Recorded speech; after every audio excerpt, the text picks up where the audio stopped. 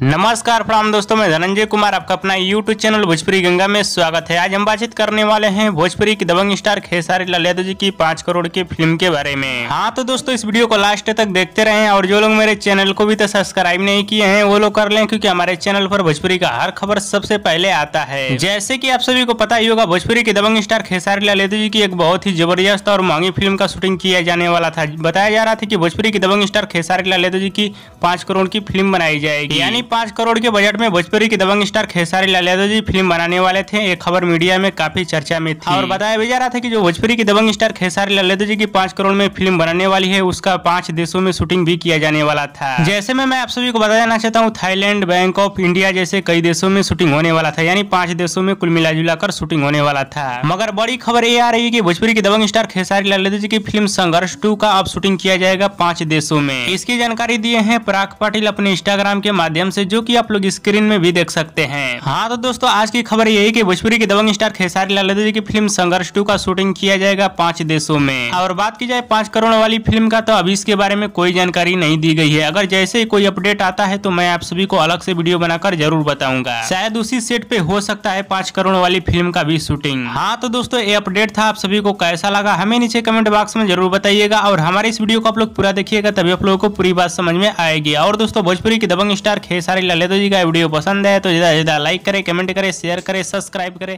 धन्यवाद दोस्तों।